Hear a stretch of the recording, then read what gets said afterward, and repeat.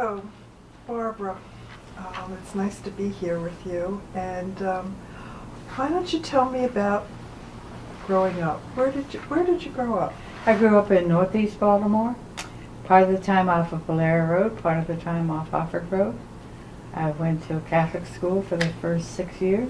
Catholic school. At St. Dominic's. And from there I went to Hamilton Junior High School for the 7th, 8th, and 9th grades. That's where I first met my husband in the 7th grade. We were in class together. Oh, really? And then I didn't see him again for years until he came home from the war. Oh my goodness.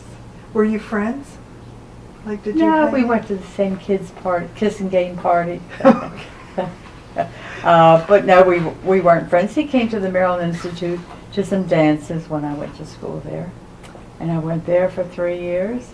In fact, I was teaching at night school and Saturday school before I even graduated from school myself. So I've always loved being a teacher. And this is at Maryland Institute. This is Maryland Institute. You taught. Mhm. And who did you teach? I taught young women on Saturdays. In the evenings, I taught adults. I had men and women in my class. But I was always teaching fashion illustration. Fashion illustration. My. And who were better? Was there a difference between the men and the women as fashion? I can't remember that. I just remember the men were so helpful. Every time we had a show or something, the men showed up and did all the work, and I was grateful. Oh. That's about the best I can say about that. I can't remember too much of it anymore. That's, When I graduated from art school, I went right to work in a freelance art studio. In fact, probably the best one in Baltimore at the time. I was very lucky, but it was a baptism of fire because I had to do all kinds of things they never taught me in school. like what? Well, I did, there's a department store in Baltimore at the time, Stewart's. Oh. I did their Christmas windows, which were paintings that were maybe 6 feet by 8 feet, and they were early scenes, colonial scenes that had a Christmas theme. I loved doing it.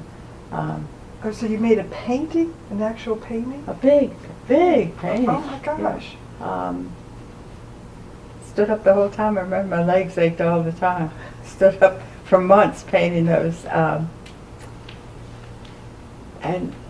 at the same time, we did things that were really fun. I did rings for Kirk's. We had a lot of shoe accounts. There were a lot. In those days, there were quite a few shoemakers in Baltimore. That's not the proper word. Shoe factories. Shoe factories, That's right. right. So we did a lot of shoes. And my boss was left-handed, so when she would do the layouts for the shoes, they would always be facing this way. And I'm right-handed, and I could not flip those shoes. I had to draw them this way. So I would draw them this way on tracing paper and then flip them over that way. So they matched the layout that I was given. We did lots of fashion. We did what you couldn't do today. We did quite a few accounts that were in the Eastern Avenue area, and they would ask us to put ruffles on the dresses, and long sleeves if they had short sleeves, buttons down the front whether they did or not. None of that was against the law then. Oh. And now, then, where were these illustrations? Where were they published? Or Being mostly the newspapers, in the Sun paper, the Afro-American paper. We did that. Well, we'll let that go. And then we did Christmas catalogs. I loved doing those. They were in color. they were colored. And in those days, if you did color ads, you would have to do an overlay for each color. Whereas today, you just paint the whole thing. They take a photograph and process it. It's so beautiful and easy. That was the highlight when the Christmas catalog came. They were the fun things to do. And how long did it take to produce a Christmas catalog? Months or weeks? I can't remember. Can't remember. Can't Oh, remember. my. I still have a couple of them, though. Do you? Yeah. Well, I've seen your the newspaper things you did Mhm. with the crystal and the silver, Mhm. and I still can't get over how intricate all the crystal drawings were. Well, it was, until you learned how to do it. Once you got the formula down, it was not a problem. So, what was it like being a female in the career world at that time? Well, there were really mostly women who did the artwork. Generally, and I think back on it, I don't know why that was so, the layout artists were often men, but the finish artists were often women, most likely women. After you graduated, you worked, you went right to work as an illustrator? Mm-hmm. Did you have any other jobs? I taught. You taught? I taught at night while I went to school in the day, while I worked in the daytime. Weren't you in the court? Or court? Oh, I loved doing that, but it got boring after a while. I worked for the Associated Press as a court artist, and I worked on the Governor Mandel trial. And that was so exciting because I had never done anything like that. I didn't know how to do portraits, but I was taking a class at St. John's College, and the teacher said, well, that's easy, Barbara. You get their pictures in the paper all the time, draw from the pictures in the paper, so that when you go to court, you'll be familiar with what they look like. And that's what I did, but I was scared to death. But then after a while, I really loved it, and the nice part was, I would sign those drawings that I did, and they'd go out all over the country. And people who had moved to Florida, for instance, would see my name on a drawing and get in touch with me. It opened doors, but it was boring. You drew the same people over and over. It stopped being fun, so I stopped doing that. So, do you remember any other notorious trials besides Mandel? No. I must have worked on others, but I don't remember too much about that. But you remember too much has happened since then. Well, you grew up in Baltimore. How did you get here to St. Michael's? Okay. My grandmother and grandfather were supposed to take a cruise, and my grandfather had a Richardson. I don't know what they called him in those days. They called him some kind of yacht, and my grandmother died. So the family decided my grandfather should still take the trip, and they were coming to St. Michael's to see my grandmother's cousin Ida Burns. So my grandfather, an uncle just a couple years older than I, and my mother and I took the trip. And we came into town. We anchored out near where the Maritime Museum is today. Mm-hmm. There was no Maritime Museum yet. There was I guess an oyster or clam or crab thing out there, and a tomato factory right down on the harbor. And in St. Michael's, a tomato factory. Mm-hmm. And when the trucks would come in from the farm with the tomatoes, there was a steam whistle that would go off, and the ladies in town who worked in the factory would hear the steam whistles and come in for the tomatoes. That was fun to watch. We walked up into town, and it was so different from what it is today. Like how? Well, there were no tourist things at all. There were a couple of churches that are no longer here.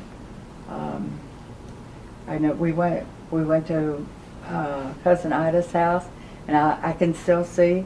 We ate at a round oak table in the dining room, and we had roast pork and mashed potatoes and gravy and lima beans, the biggest lima beans I'd ever seen. And I can still remember that today.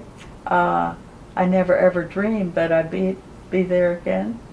I came back, Dick and I came back several times after we were married.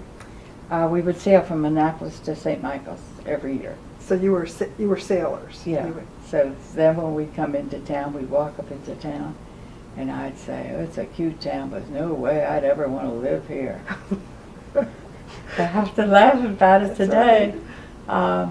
Because then my husband became so ill that he couldn't work. He had to quit work, and we didn't have any money. But we had a beautiful house on the water on the McAfee River, and we sold the house and took back the mortgage, and that's the money we lived off of. Oh my! It was tight. So where did you live? Where did you move to? We here? moved Oh, okay, I'm getting away from myself.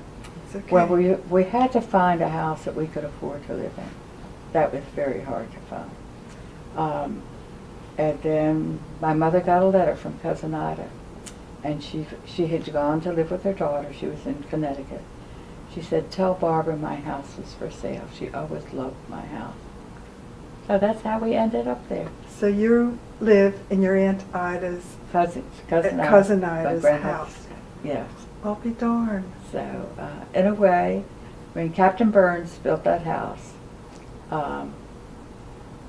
in the late 1800s, so it's marriage, by marriage, I guess, a relationship, but the house has always been in the same name, and I kind of like that. And I have a lot of the furniture was in the house. We made an offer for the house with the furniture. Did you find anything special in the house when you moved in? I found that there was a closet under the stairway that had every receipt for anything they'd ever spent since the 1890s. But in it was a day book, an oyster day book, because Captain Burns had a schooner that they oystered from, and he also was a buy-boat for smaller oystermen. He would take their order into Baltimore. And there was a little leather book about so big, and it had every cruise, every sail that they took, and a little hash mark for how many bushels, and then it said how much they got for them, and I wish I could remember what that was, because it was so small you wouldn't believe it. But in that book was a story that was, it tells the way people in town lived in those days. It was Christmas time, and they had this boatload of oysters they wanted to take into Baltimore, and as Captain Burns said, to get Christmas money for the men. Well, they got out the harbor, and when they did, the bay was frozen over, so there was no way they could sail to Baltimore. They hailed a tug, and the tugboat wanted so much money that in the book he writes, "I said I would consign them to where God put those oysters in the first place before I would pay that fee to have them towed into Baltimore." Oh my. And then eventually the breeze did come up. They sailed into Baltimore. And when we got there, everybody else had sailed into Baltimore too. So they had a hard time selling the oysters. They went from here to there to someplace else until they got them all sold. And what the men got out of that was $1 or $2. Can you imagine? Can you imagine anything? Now that was 1892, the letter on there. And I still have the book. Oh, what when a it's fallen treasure. apart. It is. What It a is. treasure. The Maritime Museum has copied it Yeah. Oh, good. because it is the story. And to see, and every trip they took into Baltimore, they would bring back things for people, like coffee and flour and sugar, that kind of thing. And a couple people got booze each trip. Sure. Yeah. And now you live here, and Since 1978. since 1978, and you teach art Which I love. to me Yeah. and a lot of other great Yeah. women and men who are here. You teach watercolor, and it's been so nice to know you and to learn from you. It's just been absolutely special. Well, Very it's sweet special. to say that, and I love doing it. You know I do. I know you do. I know. It's Tuesdays with Barbara.